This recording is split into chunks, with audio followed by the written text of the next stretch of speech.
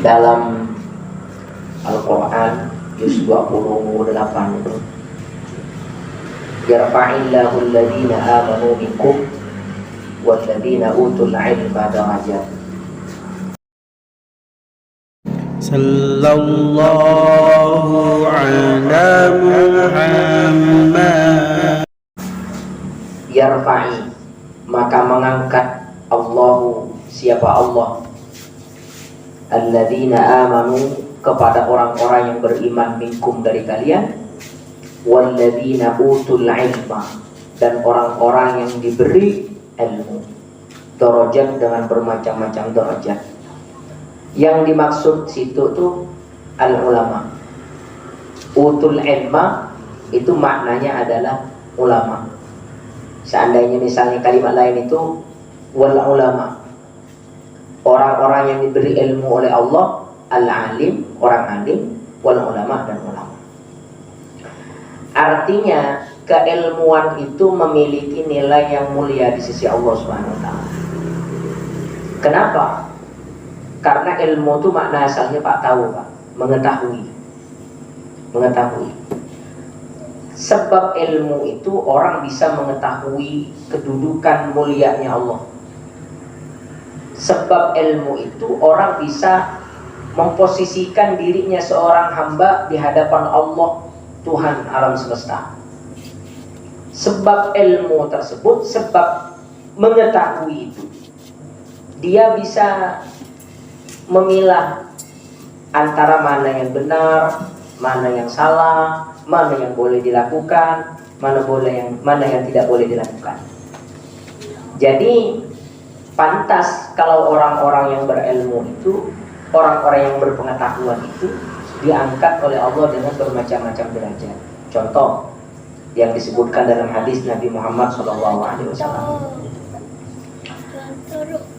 darahnya orang mati syahid itu, seandainya dia dipanjangkan atau ditimbang, darahnya orang mati syahid ditimbang oleh Allah, itu sedikit pun tidak akan pernah mengungguli kemuliaan dan beratnya derajat satu ilmu yang diberikan Allah kepada seseorang. Kenapa? Karena begini, orang syahid itu bisa sampai mengorbankan dirinya untuk berilmu, untuk mati, itu kan karena ilmu, karena mengetahui, karena pengetahuan. Itu jadi ayat itu bercerita, bukan bercerita tentang ilmu, tapi bercerita tentang orang yang diberi ilmu oleh Allah Subhanahu wa taala. Bahkan orang yang punya ilmu itu Pak nanti di akhirat dipisahkan oleh Allah. Ini orang alim, yang ini bukan orang alim, dipisah. Kelompok orang alim ini dipisah. Lalu Allah bilang, ya ma'syaral ulama, wahai golongannya para ulama, inni lam adha ilmi fikum li'u'adzibakum.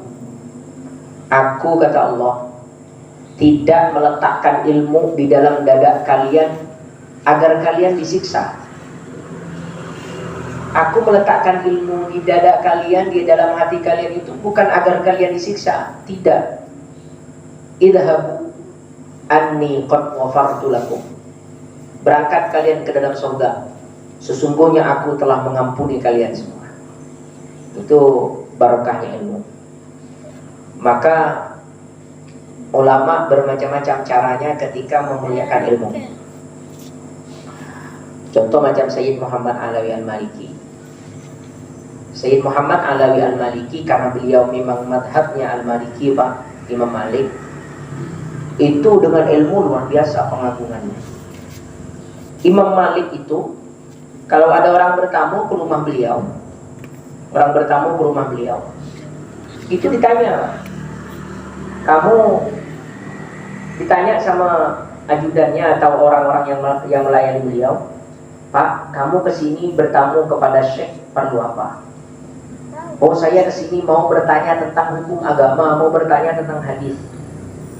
Kalau orang tadi datang mau bertanya tentang ilmu agama, Imam Malik ini mandi dulu, memakai pakaian yang mewah, memakai pakaian yang wangi, kemudian duduk di tempat kursi yang mulia, yang megah, baru orang itu disuruh masuk.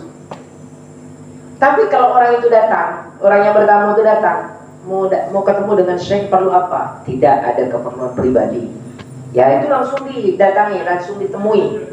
Tapi kalau mau bertanya tentang agama, Imam Malik begitu dulu. Ditanya oleh santri yang melayani tadi, Syekh, kenapa berbeda? Kalau orang yang datang bertamu ke sini mau bertanya hukum, engkau begini. Tapi kalau orang yang ke sini datang tidak bertanya hukum, hanya masalah pribadi misalnya, engkau tidak melakukan apa yang saya lihat hari ini. Kata Imam Malik, saya melakukan ini semua karena saya ingin menghormati dan mengagungkan ilmu yang telah Allah titipkan kepada saya. Saya Muhammad gitu Pak, ketika datang ke Indonesia minta sediakan hotel bintang 5, tak mau main-main. Kenapa? Kata beliau, bukan saya sombong pengen enak-enakan, tidak, tapi Allah sudah menitipkan kepadaku ilmu. Beliau itu muhaddis, hafal 300.000 hadis. Jadi kata, saya ingin memuliakan ilmu ini. Kata beliau, maka saya tempatkan di tempat yang mulia. Bukan untuk saya, tapi untuk ilmu yang saya bawa. Itu ulama ada yang begitu. Jadi jangan heran kalau Bapak misalnya ketemu mau undang ceramah salah seorang kiai atau habib atau ustadz, tapi persyaratannya banyak. Jangan heran kalau Bapak mau undang saya misalnya, kata kiai tadi itu, Bapak harus jemput saya dengan mobil Alphard misalnya. Ya Bapak harus carikan kalau memang permintaannya. Tapi orang yang tidak paham sejarah itu mesti bilang, undang repot amat gitu. Padahal itu niatnya barangkali seperti itu. Tapi ada juga ulama yang sangat sederhana. Contoh yang sekarang menjadi rujukan para habaib di dunia, Al-Habib Umar bin Hafid. Habib Umar itu Pak, itu ada memang orang-orang santri-santri yang ada di Indonesia yang memang menyiapkan tikar. Jadi kalau misalnya nginap di hotel, itu tidak tidur di atas ranjang itu, tidurnya di bawah. Menggelar tikar, tidur di bawah. Padahal dalam hatinya ada banyak wirid, banyak bacaan, banyak ilmu. Lain madhab, lain caranya.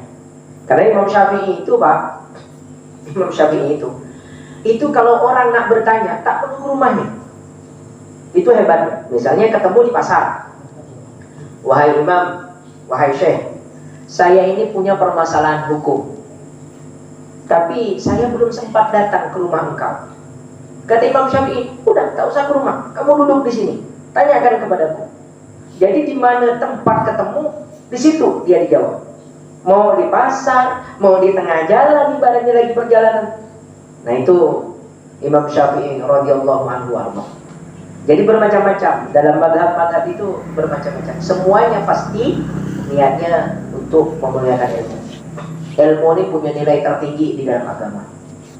Karena laulal ulama lasoran nasi kal bahaim. Kalau bukan karena ulama, kata Rasulullah, maka manusia itu bisa bersifat seperti binatang. Maka oleh karena itu ilmu itu penting. Dan gini Pak, memuliakan ilmu itu adalah kebaikan yang terus menerus. Kalau orang peduli terhadap ilmu agama, peduli terhadap orang alim, kalau bukan anaknya yang alim, pasti ada keturunan yang alim. Pasti itu. Karena itu yang disabdakan dan itu terbukti dalam beberapa kejadian yang disebutkan oleh para ulama. Jadi kalau kita pengen punya anak alim itu dua caranya, tak ada lain. Satu, kita mesti alim, kita sendiri mesti alim. Buah jatuh tak akan jauh dari pohon. Kalau bapaknya alim, insya Allah anaknya alim. Tapi kalau bapaknya alim, anaknya tidak alim, nah ini pasti ada yang tak nyambung. Ada ibarat lampu, ibarat kabel itu tak nyambung. Mestinya kalau pokoknya durian, buahnya durian. Tapi kalau ada pokoknya durian, buahnya kelapa, ini aneh, Pak. Mestinya begitu. Nah, kalau kita tak ada alim, mesti kita adalah orang yang peduli terhadap ilmu dan ulama. Nah, itu apa namanya yang disebutkan oleh para ulama. Meskipun kita orang biasa, barokahnya ilmu tadi, kita akan diberkahi, keturunan kita akan diberkahi oleh Allah Subhanahu Wa Taala sebab ilmu dan ulama. Maka mudah-mudahan kita diberkahi Allah Subhanahu Wa Taala. Di majelis ilmu ini kita bergandeng atau berhubungan atau bersambung dengan ilmu. Kita bersambung dengan Rasulullah lewat jalur ilmu, lewat jalur pengetahuan. Maka mudah-mudahan jalur ilmu ini tidak akan pernah terputus, tapi selalu bersambung, selalu kita cas setiap minggunya, selalu kita perkuat setiap minggunya untuk menyambungkan diri ini kepada Nabi Muhammad SAW. Demikian, mudah-mudahan barokah manfaat, mudah-mudahan berbarengan dengan keridhaan Allah Subhanahu Wa Taala. Maaf tadi agak malam saya datangnya, karena tadi motor saya mogok, Pak. Mogok pasti tengah jalan. Setelah pondok, gua tak tahu apa sebabnya tuh. Tapi mudah-mudahan nanti baliknya itu pagi. Suruh anak-anak santri bawakan, maka apa namanya itu terlambat saya datang ini. Tapi insya Allah mudah-mudahan apa yang kita lakukan malam ini semua jadi amal ibadah di sisi Allah Subhanahu Wa Taala. Amin ya rabbal alamin. Bismillahirrahmanirrahim. Allahumma ja'al jama'ana hadza jama'an marhuma. Tafarruqana min ba'di tafarruqan ma'suma wa la tada' fina wa la minna wa la ma'ana syakiyana mutrudan wa mahruma. Sallallahu ala Muhammad wa ala alihi wa sahbihi wa sallam. Walhamdulillahi rabbil alamin.